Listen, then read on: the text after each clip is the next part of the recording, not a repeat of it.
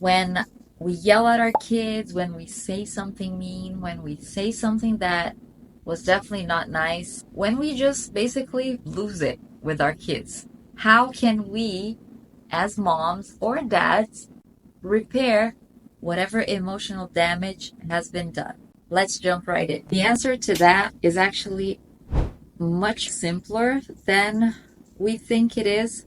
We think that repairing whatever damage has been done has to be so elaborated, and oh, you have to have a sit down, a family meeting. Not necessarily, and it doesn't require that much time either. One thing that I've learned is when you yell at your kids or when you trigger a tantrum in them from your yelling, or from whatever you said that upset them, the first thing before even you try to repair something is wait for the dust to settle. Trying to repair during the crying and while your kid is still upset with you is not going to work. Because as a lot of psychologists that I have followed have mentioned and reinforced, that during that period where their nervous system is extremely affected, they're not listening to whatever you're saying. They are able to absorb very little of the things that you're trying to tell them. Once they've calmed down, that's when repair starts. I'm not saying that every time they have a tantrum you should do some sort of repairing, because sometimes we do get it right. Sometimes we do say something right and it still can trigger a tantrum in them. That's just part of, who they are. They're just little humans trying to navigate this whole big new world for them. And they're born with big feelings and very little skills to deal with them. So what's the best way to define repair? Repair is going back to the moment of rupture in connection and trust with your kid, taking responsibility for your bad actions, and finally acknowledging how your unfortunate words have actually negatively impacted your kid. There's actually a bit of a confusion between an apology and repair, which is not the same thing. An apology is part of repair, for sure. But just an apology itself, just saying I'm sorry and not going any further than that, it's almost like I want to get this over with. I'm just going to apologize and move on. Whereas repair goes much further and deeper than that. And what really happens if we just don't repair? Let's say you said one of those unfortunate phrases to your kids, as I mentioned on the previous videos. You just had an argument with your kid, you yelled, you lost your cool, you lost your patience, and now you're reflecting on how you talked to your kid. You're feeling bad about what just happened, and your kid runs to his room and shuts the door in your face.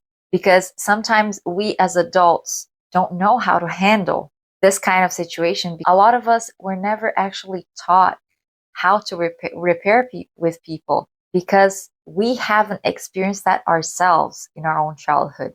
Think of it this way. Your kid is all alone in his room, sitting in his feelings of feeling like a bad kid for causing your reaction, for causing your yelling.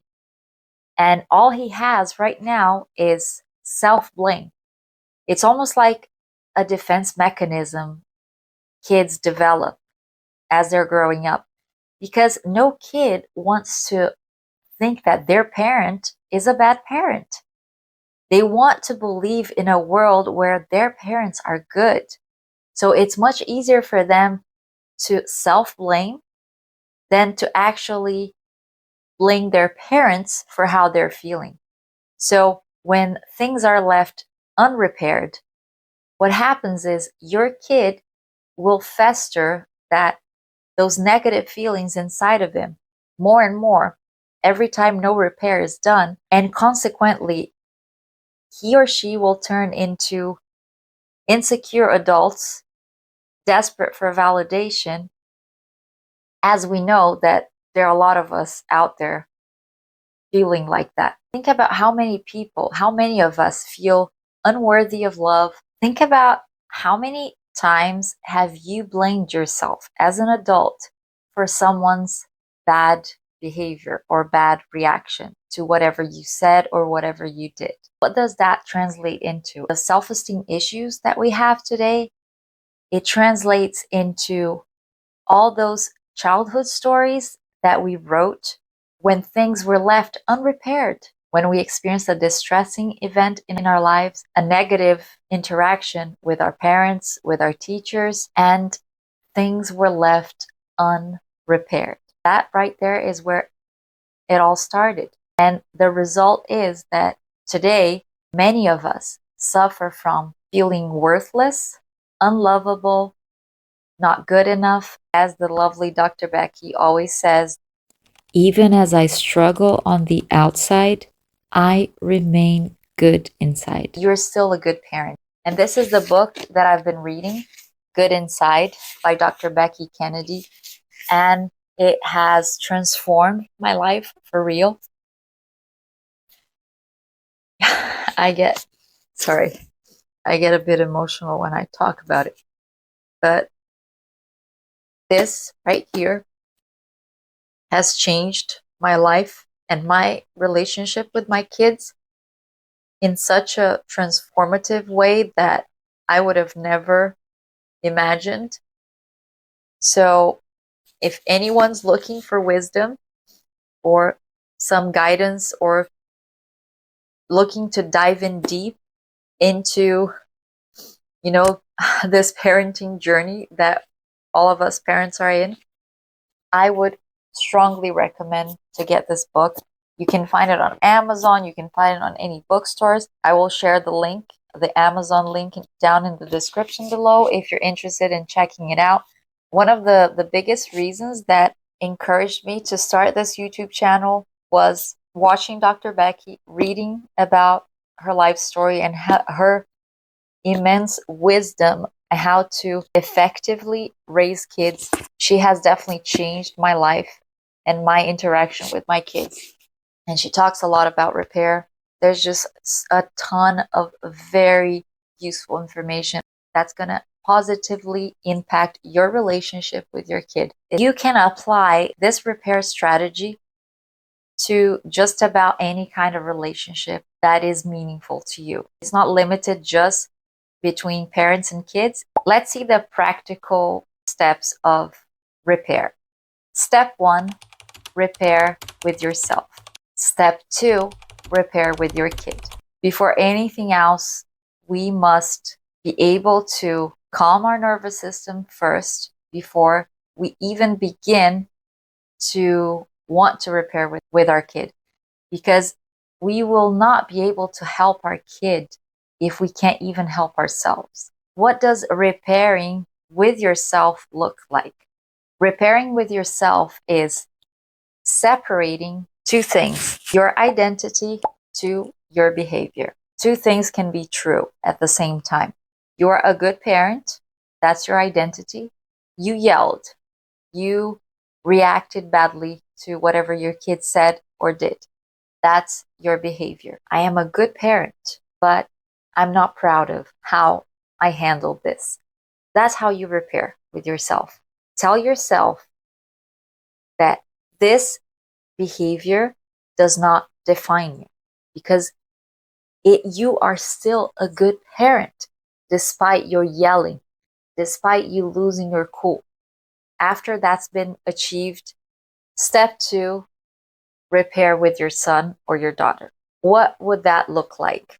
In this step, we want to keep 3 things in mind. State what happened, take responsibility for what happened, and tell your kid in words how you're working on being better next time. After things have calmed down, you come up to your kid and you say, you can apologize, of course, but go deeper than that. It's not going to be just a simple apology. I'm sorry, let's move on now. So you apologize, you state what happened first. You were jumping on the bed and I told you to get off and you just wouldn't listen to me. I started yelling at you and I said something mean. I'm sorry for how I handled it, for the harsh words that I used. I'm sorry for yelling. That must have been scary for you. It's not your fault that I yelled. I am working hard to stay calm even when I get frustrated. There. It takes about 15 seconds. 15 seconds of repair that could have such a huge lifelong positive impact in your kid's life. The wisdom that we parents acquire about parenting and how to raise kids, it doesn't just come from the experience of having kids. It comes from us parents seeking out knowledge and information and researching and being the being in the constant evolution mode, always striving to be a better parent. That's what I did. That's the first thing that I started. I started binge watching YouTube even before I had kids, even like while I was still pregnant, because I wanted to learn as much as I could to be able to get it right. I know we are not always going to get it right. It's unrealistic of us to believe that we're always going to get it right. But if we can be better, if we can do better every single day, for me, that's already a big win. I want to encourage everyone who's watching this to do the same. Read books, study about it, research. Parenting wisdom, it will never be too much. I hope this helps, and I'll see you next time.